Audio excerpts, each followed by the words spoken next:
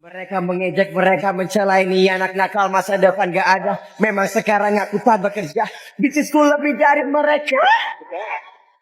Memang gue anak nakal. Kalau saja peristiwa momen 1998, IMF tidak memperlakukan Indonesia seperti momen itu. Rupiah turun bukan karena US dollar menguat, tapi karena ada yang melakukan sell off besar-besaran di rupiah. Duitnya kemana? Larinya ke Singapura dolar. Itu yang saya sampaikan. Dari mana saya tahu? Lihat, ini adalah indeks DXY.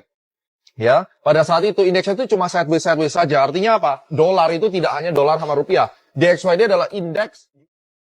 Rupiah anjlok bukan karena dolar menguat, tapi akibat sabotase massal elit global. Sejak tragedi 1998, industri kebanggaan kita sengaja dihancurkan asing agar Indonesia terus bertekuk lutut.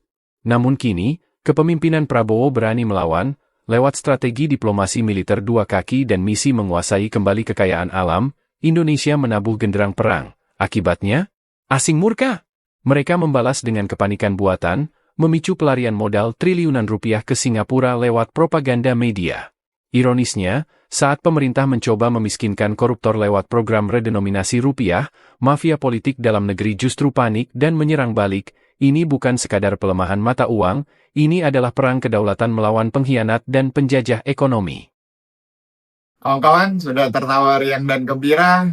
22 Juni lalu, seorang pakar ekonomi Steve Hank mengatakan, kalau saja peristiwa momen 1998, IMF tidak memperlakukan Indonesia seperti momen itu, termasuk melarang adanya industri penerbangan, industri pesawat terbang PT Dirgantara untuk dihentikan.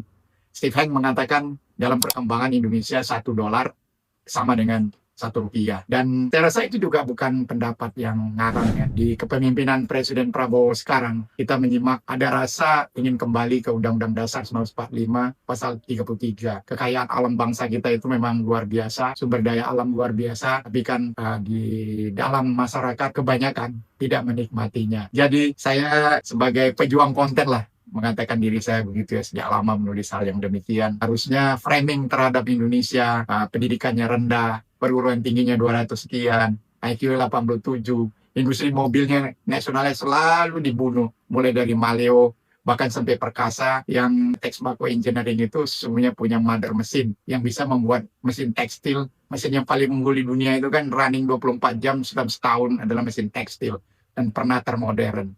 Tapi Texmaco Engineering dibunuh, walaupun truk Perkasanya lebih baik dari Tata.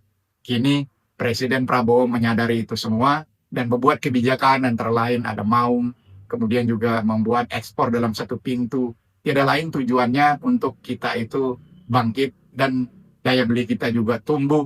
Namun dalam proses itu tidak seperti membalik telapak tangan ya. Ada kesempatan waktu, rentang waktu untuk bisa bahwa kita itu bisa punya dignity dan kekayaan bisa dinikmati bersama, tidak seperti era lalu.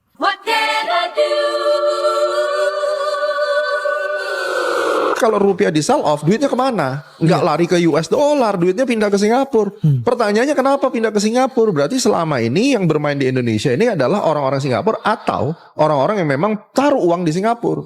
Itu yang gua track follow the money. Menarik sekali. Dan itu kan kelihatan bahwa Singapura sekarang tujuan nomor 4 investasinya Amerika Serikat dan negara-negara barat itu taruh di situ. Jadi Southeast Asia itu hubnya dari Singapura. Makanya begitu saya umumkan begitu kan tidak lama disambut masyarakat sell Singapura kan akhirnya kan. Nah padahal sebenarnya ada yang tanya, Pak emang kapan sebenarnya Singapura itu mengatakan sell Indonesia? Begini, Singapura itu tidak pernah serta-merta langsung membuat statement sell Indonesia, tidak. Yang bikin sell Indonesia, quote and quote sell Indonesia itu straight time, itu udah jelas. Struktur organisasinya Bank Indonesia, sekarang Gubernur Bank Indonesia. Lihat faktanya tahun 2009, tahun 2011, dia pengalaman kerjanya apa? Jadi karyawan IMF guys. Ternyata dia mantan direktur loh, eksekutif IMF. Nah orang nomor 1 di Bank Sentral Indonesia. Ternyata track recordnya adalah mantan karyawan IMF. Coba kita lihat yang lain. Deputi Gubernur Bank Indonesia. Pengalamannya apa? Tahun 2017-2019. Karyawan IMF juga guys. Di mantan direktur eksekutif IMF. Hebat nih. Ada lagi yang lain? Ada ya buat semua. Jadi ternyata Deputi Gubernur Bank Indonesia lagi nih. Tahun 2010 sampai 2013. Ternyata pengalamannya apa? Mantan karyawan IMF, alternate executive director di IMF guys. Luar biasa guys. Jadi ternyata lu merasa lu udah merdeka, reformasi itu berhasil. Tapi ternyata bank sentral di sebuah negara isinya ya orang-orang mantan IMF juga. Tapi pertanyaannya gini. Tapi kita bisa ke posisi terendah itu kenapa? Sama dengan saham gorengan. Ya, misalnya emitennya mau bikin saham ini turun 70%, ya dia tinggal rushing aja. Yang terjadi di Indonesia itu sama sekali tidak teknis, non-technical problem. Yang terjadi di Indonesia adalah kita sedang di-humiliating, kita sedang dieksploitasi, sedang dicabik-cabik dan di-rape, pemerkosaan massal. Karena kepentingan geopolitik ketika Pak Presiden sedang mau mempertahankan kedaulatan negaranya. Itu saja yang terjadi. Kalau kita bicara, ada nggak teori yang menjelaskan selain teori orang caci maki Indonesia ini tidak bisa dipercaya, dan itu semua cover. Itu semua bohong. Memang Indonesia bobrok dengan nggak cuma sekarang, dari dulu. Kalau Anda ke gereja nih, sorry ngomong ya, pendeta dari zaman saya kecil sampai gede selalu doanya Indonesia tidak baik-baik saja. Indonesia itu nggak pernah baik-baik saja. Coba ke gereja, pasti doanya Indonesia sedang tidak baik-baik saja. Setiap minggu kita doakan. Iya, Kita doakan. artinya, kenapa baru sekarang? Ketika Pak Prabowo bermain dua kaki, Eropa iya, dagang sama Amerika iya, ya udah lu gue sikat, tawarin IMF, Pak Purbaya nyinyirin kan ibaratnya, kayak nggak butuh, ya dia nasionalis juga, ya gue hajar lu, jebret, caranya gimana? Tarik duit lu semua pindahin ke Singapura, ya kolaps. Jadi jangan hanya menilai kayak, oh kita jadi terburuk hanya karena apa terburuk? Oh karena turunnya paling dalam. Lah iyalah sekarang 60% dikuasain sama orang-orang yang di luar. Sekarang kalau dia mau tarik duitnya, terjadi sell off, ya ini supply and demand murni. Tapi kalau ditanya kenapa mereka sell off, jawabannya dua. Alasan sebenarnya karena mau ngerjain Indonesia, alasan yang kedua adalah cari-cari kesalahannya untuk supaya mengkamuflase alasan utamanya, ya Indonesia nggak bener lah, presidennya begini dan begitu. Ya udah, nah. Tapi kalau situasi kayak gitu, seberapa kuat kita menghadapi tekanan dari Ya berubah mereka? dong pemerintahnya. Oke. Ngapain kamu sendiri punya lubang untuk diserang orang? Ya tutup dulu lubangnya. Oke. China, berani loh ngegoyang China. Ya gua goyang balik, Indonesia sudah nggak punya bargaining power, lubangnya banyak, ya dijadikan alasan. Tapi jawaban saya adalah, how come? Itu pertanyaan make sense. Karena kita sedang berjuang untuk berdikari sendiri dan memperjuangkan kedaulatan. Itu harga yang harus dibayar. Waktu itu IMF mengeluarkan prediksi, wah Indonesia akan turun, ekonominya dunia akan turun. Jadi saya bilang, jangan percaya IMF.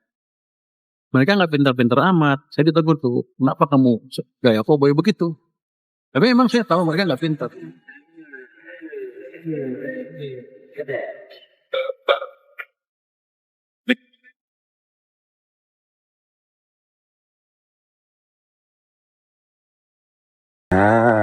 So jangan nak gelak dekat Indonesia. Kau tahu kenapa? Kata kunci dia ialah pasaran domestik. Pasaran domestik Indonesia itu besar. Dia tak perlu nak ekspor keluar. Ekspor keluar mahal. Susah. Dia dapat jual dalam negara dia pun cukup. Penduduk dia berbanding dengan kita berpuluh kali ganda beza. Lebih daripada 320 juta penduduk kat dalam Indonesia saja. Itu, negara itu, Indonesia, kalau fokus betul-betul, dia orang serius betul-betul, dia boleh jadi superpower dekat Asia Tenggara. Assalamualaikum and yes, good luck Indonesia. Begitulah perang nyata yang sedang kita hadapi hari ini. Mari rapatkan barisan, dukung langkah kedaulatan, dan hancurkan para pengkhianat bangsa.